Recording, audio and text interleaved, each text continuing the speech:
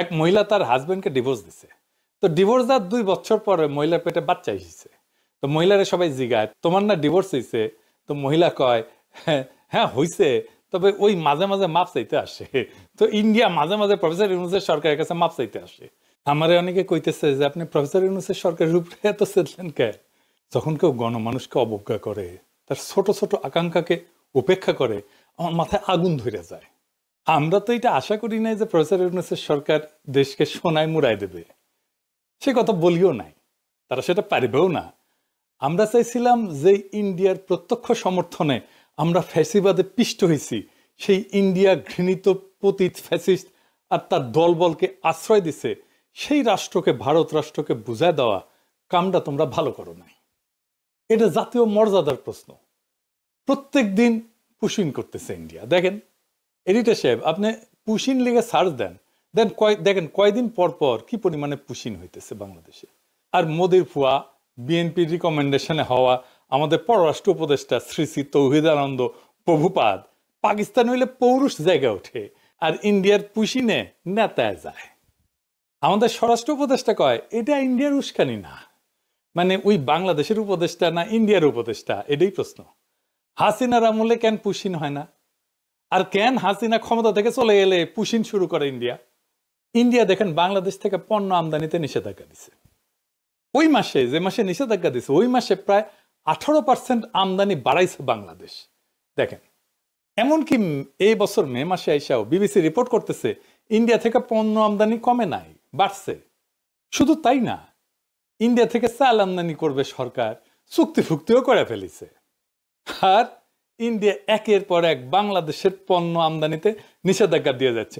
পরপর 3 মাসে 3 বার নিষেধাজ্ঞা দিচ্ছে। দেখেন, এর মধ্যে মাইলস্টোনের দুর্ঘটনা হইল, ইন্ডিয়া কইল ডাক্তার পাঠামু, আর আমাদের স্বাস্থ্য মন্ত্রণালয় লাল ফেলাইতে ফেলাইতে ফেলাইতে রাজি হয়ে গেল। আসলো ইন্ডিয়ান ডাক্তার। আমি কইলাম স্বাস্থ্য মন্ত্রণালয়ে, আমাদের ডাক্তারের এই বার্নের রোগীদের কোন চিকিৎসা দিতে পারবে না যেটা ইন্ডিয়ান ডাক্তার দিবে? চুপ করে থাকে, কথা কইতে পারে না, উত্তর নাই তো। কেন তারা কইতে পারে না যে ভাই ধন্যবাদ, আমরা নিজেরাই পারবো? এর মধ্যে পাঠাইলে ইলিশ। গতবার আমরা মেলা হাউকাউ করেছিলাম না, সেটা তারা পাত্তাই দেয় নাই। যেন ইলিশ ওদের বাপের, বাংলাদেশ মনে হয় ওদের বাপের জমিদারি। ইন্ডিয়ার ভয়ে থরহরি কম্প এদের। ইন্ডিয়ার সাথে ডিলিংস বাদ দেন, আওয়ামী লীগের মিছিল ঠেকাতে পারে না, এতই অপদার্থ এরা। ইন্ডিয়ার সাথে সম্পর্ক উন্নয়ন করবে। ইন্ডিয়ার সাথে আমাদের সমস্যাটা কি সেটা জিগান উপদেষ্টাদের কইতে পারে কিনা, কোনো ন্যারেটিভ আছে কিনা। হাসনাত আবদুল্লাহ কইছে যে এই সরকারের যে কোনো ব্যর্থতা আমাদের দোষ দেয়, দিবেই তো। এই সরকারকে কে বানাইছে? ওয়াকার, ছাত্ররা আর আসিফ নজরুল। তো দায় নিবা না কেন? পুরা জুলাইকে তো তোমরা মিডিল ক্লাসের ন্যারেটিভ বানাই ফেলছো, যেন মিডিল ক্লাস আর ঢাকা ইউনিভার্সিটির ছাত্ররা জুলাই করেছে। যেহেতু মিডিল ক্লাস এটা একা করে নাই, বেশিরভাগ করছে দরিদ্র প্রান্তিক মানুষেরা, তারা তাই জুলাই দুর্বল হয়েছে, তারা সরে গেছে, তোমরাও দুর্বল হয়েছে। ওই রাজপথের শক্তিটা দূরে সরে গেছে। যাই হোক, এই ইন্ডিয়া প্রসঙ্গে একটা গল্প মাথায় আসলো যে কেন প্রফেসর ইউনূসের সরকারের এত ইন্ডিয়া প্রেম, এত বাম্বু খেয়েও ঠিক হয় না। যাই হোক, আজকের বিষয় ছিল নারী আসনে সরাসরি ভোটের বিষয় নিয়ে আলাপ করা। আসেন এটা দেখি, তাইলে দেখবেন আমাদের পলিটিক্যাল পার্টি, প্রফেসর ইউনূসের সংস্কার কমিশন আর এই ঐক্যমত কমিশন কেমন ভালসুন আর মূর্খসুদা। বাংলাদেশের সংসদে এতদিন 50টা নারী কোটার আসন ছিল। তো সংবিধান সংশোধনী কমিশন সেটার বাড়ায় নারী কোটার আসন 100-তে বাড়ানোর সুপারিশ করেছে। এর উপরে এনসিপি আবার দাবি করেছে 100টা নারী কোটা আসনে নির্বাচন সরাসরি ভোটে হওয়া উচিত, মানে মরার উপরে খাড়ার ঘা। আসেন আসলে নারী কোটার আসনে সরাসরি ভোট এটা একটু বুঝে দেখি। প্রথমত আসি নারীদের জন্য আলাদা কোটা নিয়ে। এটা একটা গোত্র বা গোষ্ঠীর আলাদা রিপ্রেজেন্টেশন কখন দরকার হয়? পৃথিবীর ইতিহাসে কি এমন নজির আছে সে আলাদা রিপ্রেজেন্টেশন দিয়া সেই গোত্র করে কি? খায় না মাথায় দেয়? তারা তাদের কোন পলিটিক্যাল এজেন্ডা বাস্তবায়ন করে? এইসব কি এনসিপি ওরা জানে বা সংবিধান কমিশনের ওরা বুঝে? দুইটা গোত্রের আলাদা রিপ্রেজেন্টেশনের সবচেয়ে বড় উদাহরণ আমাদের উপমহাদেশে আছে। ঐতিহাসিক বিভিন্ন সংঘাতের কারণে ব্রিটিশ ভারতের মুসলমানরা অনুভব করে যে সংখ্যাগরিষ্ঠ হিন্দুদের সাথে তাদের স্বার্থ এক না, বরং উল্টা। স্যার সৈয়দ আহমেদ খান বিভিন্ন ঘটনা ব্রিটিশ ভারতে হিন্দুদের হরেক রকমের এজিটেশন দেখা এই ব্যাপারে লেখালেখি করে যান। ভারতবর্ষের মুসলমান নেতাদের মধ্যে যেই ঘটনার ফলে এই উপলব্ধি সবচেয়ে গভীরভাবে প্রভাব ফেলে সেটা হইল 1905 সালের বঙ্গভঙ্গ। এর বিপরীতে হিন্দুদের অ্যাগ্রেসিভ রিয়াকশন দেখে আগুন জ্বালাই দিয়েছিল সারা বাংলায়। এর ফলে 1906 সালের ডিসেম্বর মাসে মুসলিম লীগের রাজনৈতিক আবির্ভাব ঘটে, যেটার ইতিহাস আগের এপিসোডে বিস্তারিতভাবে বলছি। নারী আর পুরুষ কি রাজনৈতিকভাবে আলাদা গোত্র বা গোষ্ঠী? কখনোই না, হতেই পারে না। এটার উদ্ভট অসম্ভব প্রস্তাবনা। সেপারেট বা আলাদা রিপ্রেজেন্টেশনের প্রশ্ন তখনই ওঠে যখন কোনো গোত্র বা গোষ্ঠী রাজনৈতিক বা পলিটিক্যাল দৃষ্টিকোণ থেকে নিজেদের স্বার্থকে অন্য গোত্রের স্বার্থ থেকে আলাদা বিবেচনা করে। একটা রাজনৈতিক মতাদর্শ বা ফিলোসফিতে নারী পুরুষ উভয়ে একই সাথে পার্টিসিপেট করে। যেমন আওয়ামী লীগের রাজনৈতিক মতাদর্শ কি সেটাও কন ভারতের পাঁচাটা, তাই তো? আর 71-এর চেতনা। এই যে আওয়ামী নারী, আওয়ামী পুরুষ, আওয়ামী বৃদ্ধ, আওয়ামী যুবক সবাই এটা ধারণ করে। একইভাবে বামাদের রাজনৈতিক মতাদর্শ কি? যেটা যাই হোক, বাম নারী পুরুষ একসাথে ধারণ করে, তাই না? ইসলামী রাজনীতির মতাদর্শ নারী পুরুষ উভয় একসাথে ধারণ করে। এখানে নারীদের সাথে পুরুষদের কোনো ন্যূনতম রাজনৈতিক ডিফারেন্স নাই। নারী আর পুরুষ আলাদা সেপারেট কোনো রাজনৈতিক গোষ্ঠী না, যে ঠিক যেরকম যুবক আর বৃদ্ধ কোনো আলাদা রাজনৈতিক গোষ্ঠী না। কাউকে কি কশ্মিন কালেও কোনো প্রস্তাব আনতে শুনছেন যে বৃদ্ধদের জন্য আইনসভাতে আলাদা সিট লাগবে, 40 থেকে 50 বছর বয়সের জন্য আলাদা সিট লাগবে, 20 থেকে 30 বছর বয়সের জন্য আলাদা সিট লাগবে? না, শুনেন নাই। তো এটা বলার সময় আমার ভয় লেগেছে যে কওয়া যায় না বাঙ্গুলেন তো সবই সম্ভব, হয়তো সামনে কেউ এরকম দাবি তুললেও তুলতে পারে, অথবা আর এরকম উদ্ভট দাবি উঠতে পারে। যেমন যে সমস্ত মেয়েদের চুলের রং সোনালি আর ব্রুনেট, যাদের চুলের রঙের গাঢ় বাদামি, তাদের জন্য আলাদা আলাদা সিট লাগবে। যদিও বাংলাদেশের অধিকাংশ মেয়ের চুলের রং কালো, কিন্তু পাশ্চাত্যে কিন্তু ব্লন্ড আর ব্রুনেটদের মধ্যে রেশারেশি আছে। এখন এই বাঙ্গু লজিকে চুলের রং অথবা চোখের রঙের উপরে ভিত্তি করে তাহলে সংসদে আলাদা সিট থাকতে পারে। নারীদের রাজনৈতিক পরিচয় আর স্বার্থ কি পুরুষদের থেকে আলাদা? না, একদম না। আমি একজন নারী, ভারতীয় আওয়ামী বাম দালাল, যেমন লাকি আক্তারকে যেরকম অপছন্দ করি, সেই একই রকম ভাবে অপছন্দ করি পুরুষ অমিপিয়াল আর এই যে হিজরা নাকি মুন্নিশা অনেকে কয়। তো এখানে নারী পুরুষ তো ম্যাটার না। ঠিক আর উল্টা, আমি জুলাই আগস্ট বিপ্লবের এই বিপ্লবী নারীদেরকে ঠিক ততটাই রাজনৈতিকভাবে আপন মনে করি যতটা করি জুলাই আগস্ট বিপ্লবের বিপ্লবী পুরুষদেরকে। ওই যে বিএনপির ব্ল্যাকমেল কুইন রুমিন পারানা আর ফজা পাগলা দুটোই আমার একই রকম রাজনৈতিক শত্রু। এখানে নারী পুরুষের তো কোনো প্রশ্ন ওঠে না। যদি কারো আলাদা রাজনৈতিক স্বার্থ বা ইন্টারেস্ট নাই থাকে, তাহলে আলাদা সেপারেট আসন প্রস্তাবে আনা তো পুরা স্টুপিডিটি, এটা ভোগাজ একটা দাবি। বাঙ্গুরা তো নারীদের জন্য আলাদা 100টা আসন চায়, যেখানে এনসিপি আবার দাবি তুলছে ওর উপরে, গোদের উপরে বিস্ফোরা সরাসরি ভোটে নারী প্রার্থী নির্বাচিত হবে। তো নারীরা কি তাহলে সেপারেট ইলেক্টরেট দাবি করতেছে? যদি তাদের জন্য আলাদা আসনই বরাদ্দ থাকে, তাহলে তো সেপারেট ইলেক্টরেট হয় যুক্তিযুক্ত। এসব আবালদের যদি এই প্রশ্ন করেন, দেখবেন মাথা চুলকাইতেছে, কারণ তারা বুঝেই না তাদের দাবির মানে কি। আন্দাজে কয়েকটা টার্ম শব্দ শুনে অল্প বুঝে বা না বুঝে সেটা নিয়ে লাফানো শুরু করে।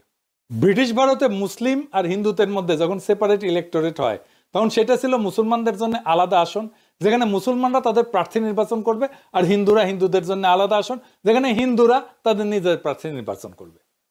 বেলজিয়ামে ওয়ালুন আর ফ্লেমিশদের একই সিস্টেম। তো নারীরা যেহেতু আলাদা 100টা আসন চায়, সেখানে কি খালি নারী ভোটাররাই ভোট দিবে? মানে নারী এমপিদেরকে কি খালি নারী ভোটাররাই নির্বাচিত করবে? যদি এর উত্তর চান, দেখবেন যে মাথা চুলকাইতেছে। উত্তর যদি হয় হ্যাঁ, তাহলে সেই নারী ভোটাররা কি পুরুষ বা কম্বাইন্ড আসনেও ভোট দিবে? তো এখন এরা কবে যে হ্যাঁ অবশ্যই দিবে। তাইলে তো নারীদের ডাবল ভোট হয়ে গেল। মানে একজন নারী ভোটার 2বার করে ভোট দিচ্ছে, যেখানে পুরুষরা 1বার করে ভোট দিচ্ছে, যেটা গণতন্ত্রের একদম মৌলিক নীতি, 1 পার্সন 1 ভোট। এই মূল নীতির বিরুদ্ধে। বিশ্বের কোথাও এরকম উদ্ভট সেপারেট রিপ্রেজেন্টেশন সিস্টেম নাই। আর ধরেন যদি এটা সেপারেট রিপ্রেজেন্টেশন সিস্টেম হয়, তাহলে নারী তো অর্ধেক বাংলাদেশের, তো 300 আসন পুরুষের আর 100 আসন নারীর, তো এটা কোনো ইনসাফ হইল?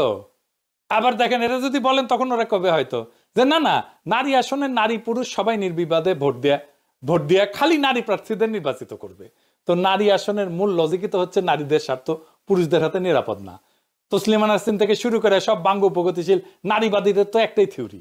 তো ধরে নিলাম সেটাই যদি হয়, তাহলে নারীরা কেন নিজেদের জন্য সেপারেট রিপ্রেজেন্টেশনে পুরুষদের ভোটাধিকার প্রয়োগের অধিকার দিবে? আজব ব্যাপার না?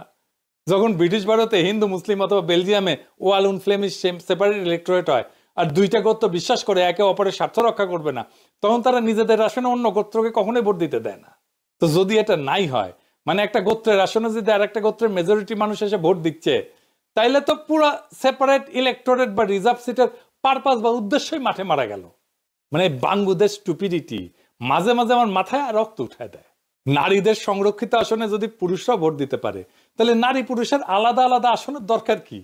আর নারীদের জন্য সেপারেট সিটের দরকার কি? পুরো ব্যাপারটা এতই বোগাস, এতই বুলশিট যে বিশ্বের কোনো পাশ্চাত্য দেশের আইনসভায় এরকম নারীদের জন্য আলাদা সংরক্ষিত আসনের কোনো বিধানই নাই। আছে? নাই। জিয়া ঠিকই শুনেছেন, পাশ্চাত্যে কোনো দেশে নারীদের জন্য কোনো আলাদা নারী কোটার আসন নাই। পাশ্চাত্যরা তো নিজেদের নারী স্বাধীনতা, নারী ক্ষমতায়নের সূতিকাগার বলে মনে করে, বাঙ্গ প্রগতিশীলরা তাই বলে। সেই পাশ্চাত্য জগতে বিংশ শতাব্দীতে নারীরা প্রথম ভোটাধিকার পায়। সেটা পাওয়ার পর থেকে আজ পর্যন্ত একটা পশ্চিমা দেশ, জাপান, কোরিয়া, কোথাও এই নারীদের জন্য আইনসভায় কোটা নাই। তাদের ইতিহাসে কখনোই ছিল না। আমেরিকা বলেন, কানাডা বলেন, ইংল্যান্ড বলেন, অস্ট্রেলিয়া বলেন, ইউরোপ বলেন, কোথাও এই বোগাস সিস্টেম নাই।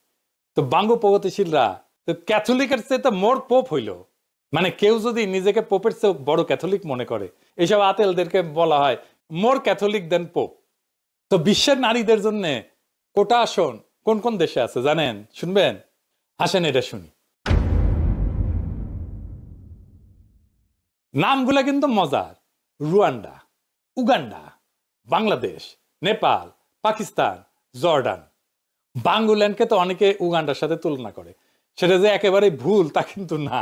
মানে সব তৃতীয় বিশ্বের দেশ যেখানে বোকাচোদা মতিগণ্ঠ মার্কা প্রগতিশীল আলগা নারীবাদীরা আছে, সুলতানা কামাল চক্রবর্তী, রাশেদা চৌধুরী, খুশি কবির, তসলিমা নাসরিন, এই সমস্ত কপালে বড় বড় টিপ পড়া নিরেট বুদ্ধির মালগুলা, গোজামিল বয়ান গিলাইছে জাতিকে, সেই জায়গাতে আছে এগুলা। সামনে যে নতুন বাংলাদেশের স্বপ্ন আপনারা দেখি, সেখানে সংসদে, আইনসভায় এসব বোগাস নারী কোটার কোনো আসন থাকবে না। পুরা নারী কোটার আসনকে এরা অ্যাবলিশ করে দেওয়া হবে, জয় বাংলা করে দেওয়া হবে। আইনসভা বিষয়ে আমাদের পজিশন খুব সিম্পল: কোনো পিয়ার না, কোনো উচ্চ কক্ষ না, কোনো নারী কোটা না, তিনটা। তো ফাইনালি যেটা আবার আগের কথায় ফিরে আসি, ওই যে কইছিলাম যে আমাদের জাতীয় মর্যাদা ওইটা বিক্রি হবে না, এটা আমাদের শহীদের রক্তে কেনা। আজকের শপথ হোক, আমরা চাই মর্যাদার দেশ, শির দ্বারা উঁচু করার মেধাবী নেতৃত্ব, আর এমন একটা রাষ্ট্র যেখানে প্রত্যেকটা সিদ্ধান্তের কেন্দ্রে থাকবে জনগণ, আর শুধু জনগণ। এই পথেই বাংলাদেশ হবে সত্যিকার অর্থে স্বাধীন, মর্যাদাবান এবং গণতান্ত্রিক। ইনকিলাব জিন্দাবাদ।